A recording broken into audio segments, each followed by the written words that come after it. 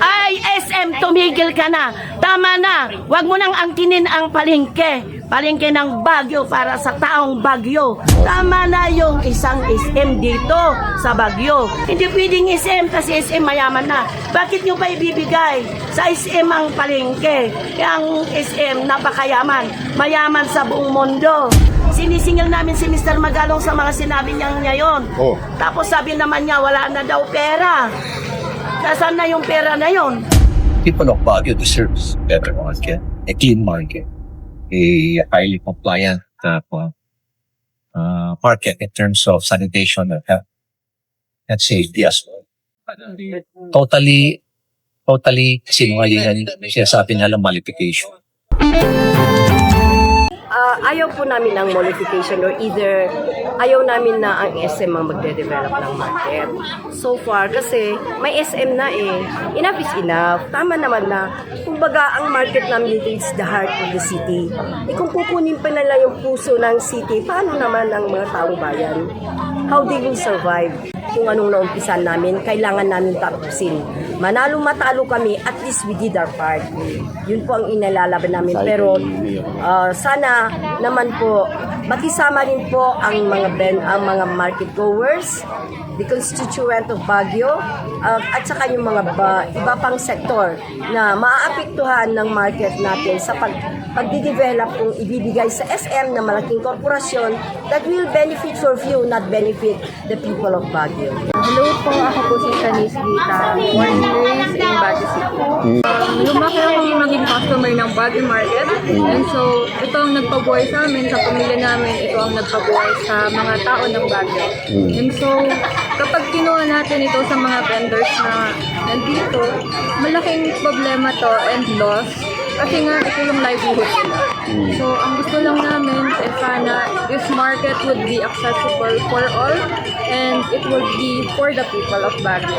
Yes to development naman po tayo. Okay. Gusto rin naman natin yung isang maayos at malinis na pamilyang ng Baguio City. Pero tinututulan po natin ang malification. Alam naman natin na mapapatay nito ang mga maliliit na negosyante, papatayin nito ang mga vendors, at saka mga maliliit na uri ng manggagawa. Ayaw po natin na ma-display sila at ang pangamba nila na hindi na po muli talagang makakabalik dito sa pamilyang bayan dahil sa tataas po ang renta at mamamatay po talaga sila.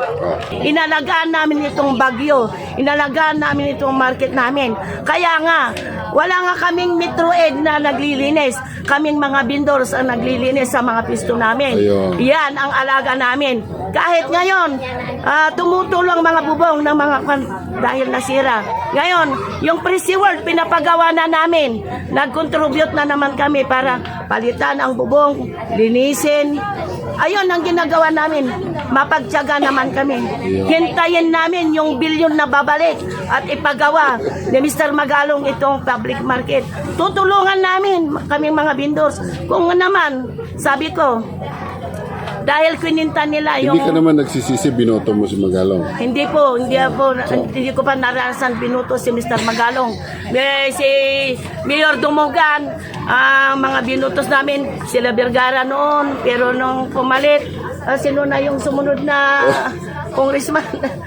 Ayun, sila Pero lang. kung kakandidato congressman si Magalong, iboboto mo. Ay, hindi na talaga. Sangayon kayo sa yung pagpapaganda ng public market. Ay, sangayon po. Hindi yung SM ang papalit. Hindi. Pagandahin. Oh. Kahit na i-reject yung PPP, yes to development. Yeah. Gusto namin gumanda kahit na for history. Yung ang malakas ang kikitain dito, yung ang magpapalakad sana lahat ay gobyerno. Lalo na yung parking space. Ilang bisis. At saka kung sinasabi nilang walang kita ang palengke, malaki. Kasi umpisa pa lang ng madaling araw. Di ba sinabi ko na, bago kami mag-umpisa na magtinda ng madaling araw, ng alas 4, yung alas 2, nag-umpisa na yan ng Ilang years ka na ditong vendor? Sir, 1979 pa ako nag-umpisa. Basta 6 years. 28 ko lang noon. Ngayon 69 ko na. Oh, tumigil ka na talaga. Miro Magalong. Alam mo pang sinabi ko sa iyo, alam mo pang sinabi ko sa harapan ng mga vendors, kung ganyan ang plano mo, nasisiyahan kami. At baka yung gagawin mo na yan, sabi ko pa sa iyo, baka tuloy-tuloy ka naming mamahalin bilang mayor, congressman, papalit-palit. Ganon, kaya sinabi ko sa inyong lahat, pati rin sa convention, di ba, maalala mo, Mr. Magalong, sabi ko, intindihin nyo naman, mahalin nyo rin naman ang mga taga-palengke. Kasi, yung posisyon nyo yan, yung inuupuan nyo yan, hindi magtatagal kayo dyan. Kagaya rin namin na magtatagal sa pagtitinda.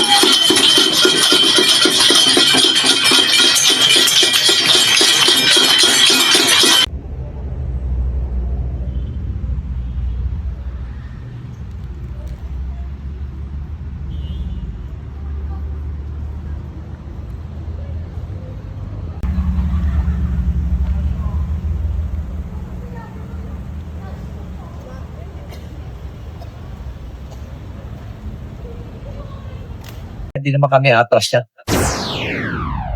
Mga kabravo, salamat sa inyong panonood. Huwag kalimutan na i-follow kami, subscribe at like sa aming Facebook, YouTube at TikTok channel.